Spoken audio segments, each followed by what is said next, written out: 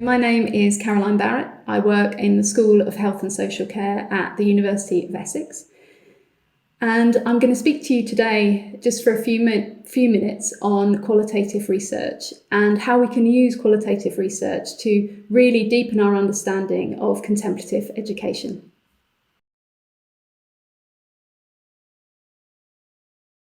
So we already know that the evidence base around contemplative pedagogy and contemplative education is growing, and that the amount of research methods that are being used to develop that understanding is also increasing.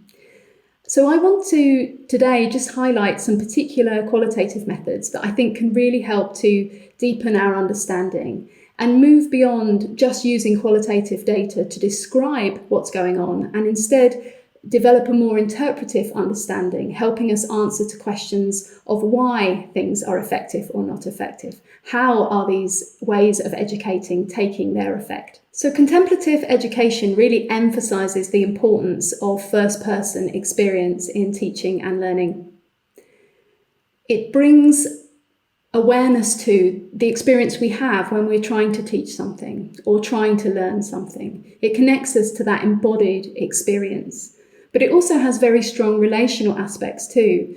By understanding our own experience more deeply, we can connect and sympathise and empathise with others as we all struggle to learn together and to cope in classroom and lecture halls situations.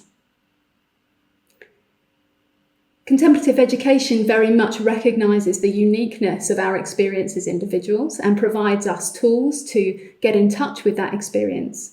But it also taps into those shared experiences of human existence, of difficulty, of suffering, and that there are common aspects to our experience as human beings too. So qualitative research usually takes a constructivist approach to understanding the world. It recognises that the way that knowledge is constructed differs depending on our perspectives, depending on our experience. What truth means to me is likely to be different to your perspective about a particular phenomenon.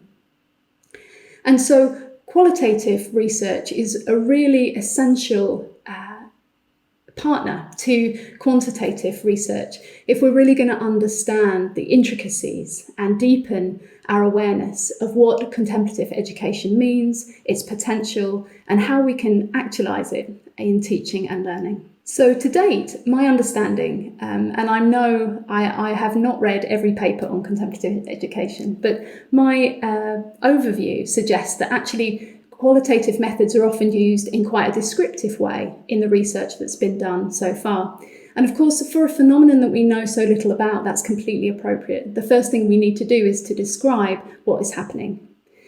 But there are some well-established qualitative methods that can really offer a stronger way of interpreting these descriptions so that we can really start to understand the how and the why of contemplative education. So today I've just chosen 4 qualitative methodologies to speak about very briefly in connection with research on contemplative education. So the first of these is grounded theory. Grounded theory is a method of data collection and analysis that attempts to form a theory about a particular phenomenon. So one of my PhD students used this method recently, looking at the impact of a mindfulness course for police officers. So she tried to understand the impact that the course had on the police officers and to identify the different factors that contributed to those outcomes for them, and developed a theory based on her data.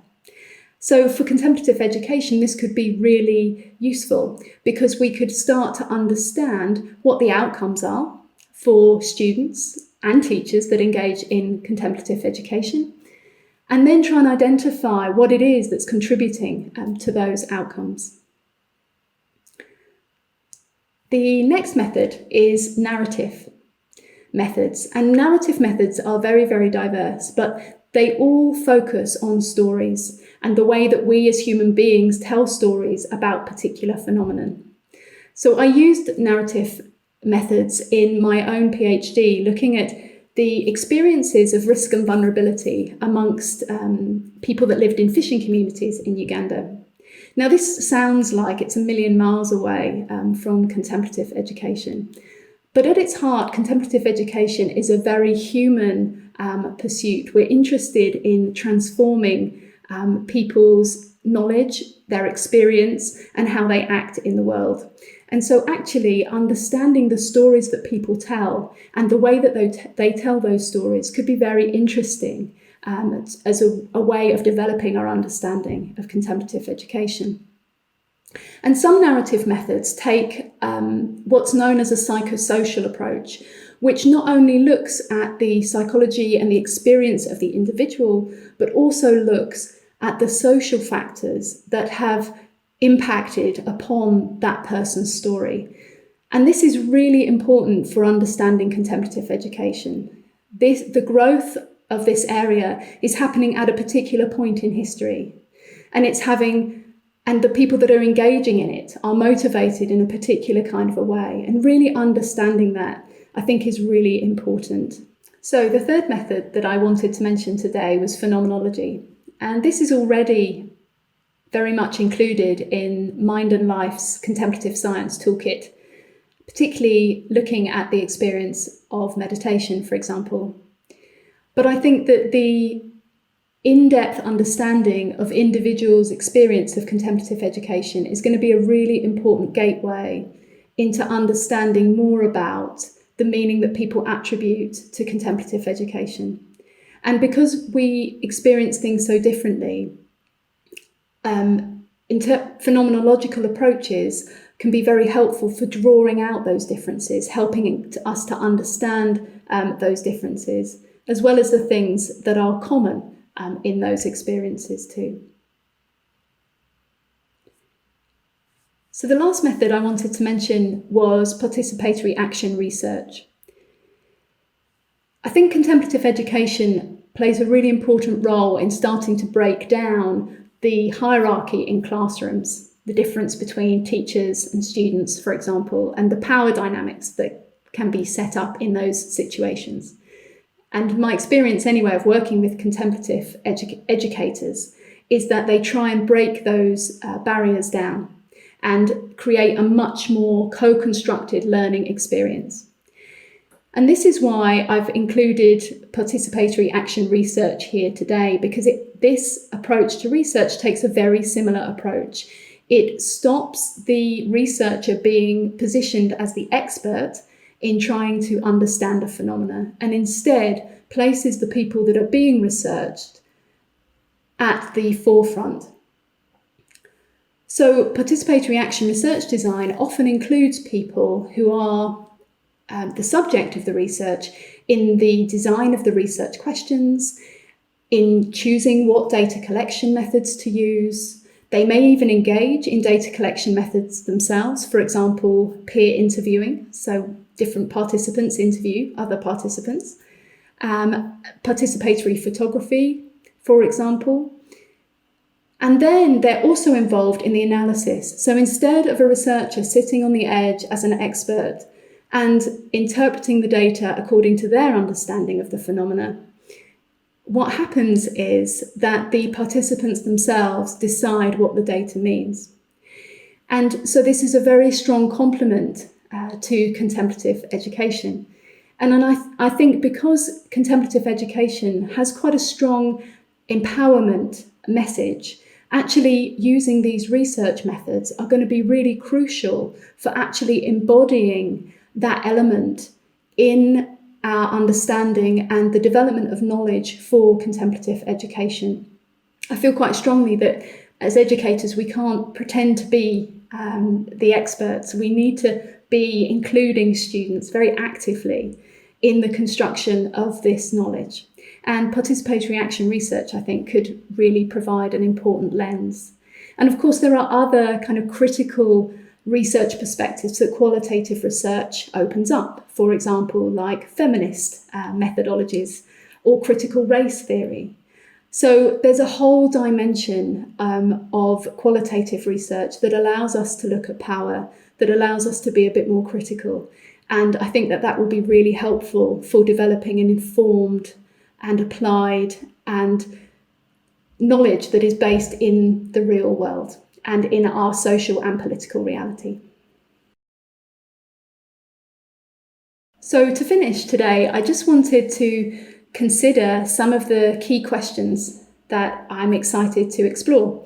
And I do not mean these to be definitive questions by any stretch of the imagination. These are just some of the things that I would really like to see us explore. So firstly, my first curiosity really is, what does it mean to educators to be a contemplative educator? What does it mean to be an educator that's come across contemplative pedagogy and to have your teaching really transformed by that interaction and by that deepening understanding? So I've run contemplative pedagogy symposiums for the last 3 years, and at those events there is a sense of shared understanding, there's a sense of shared values, but I don't really understand what it is that we share yet. There's something quite intangible. So I'd really like to unpick that and be able to see that more clearly. And I think for contemplative education going forward, that's going to be a really important factor in developing this moving forward. So the next question is, what does it mean for students to engage in contemplative education? What is it like to engage in contemplative practice in a classroom with your peers? Does it feel safe? Does it feel like it helps you in your studies? There are more critical questions like, if we ask students to engage in a practice and we say that it's optional, to what degree do students really feel it's optional if there's 20, 30, 60 other people in the room with them doing that practice? And I think contemplative education really emphasises care, it emphasises compassion, but it can also touch into some quite tender areas. And so these questions of risk and of safety and of care are fundamental, and I think qualitative research has an important role to play for helping us to unpick that. So the last question that I'd like to explore is about the potential for contemplative education to have a social impact. I think that a lot of our research so far has focused on things like well-being or academic performance, but some of the claims that we're making about contemplative education suggest social impacts. So an increase in pro-sociality, an increase in empathy, in compassion. And I think that qualitative research could really help us to understand that impact that contemplative education has outside the classroom, how it affects the actions that people take in the world, the approach that they take to other people outside of the classroom. And so I think this is a really necessary and interesting area of exploration and a very challenging area in terms of research. And some qualitative approaches take a longitudinal approach, which means that we study people over much longer periods of time. And I think those kind of approaches might really support us understanding these more social impacts. And if contemplative education does have those impacts, what is it about it that has them? And how can we maximise those in the classroom and ensure that they're integrated into all of our teaching and learning?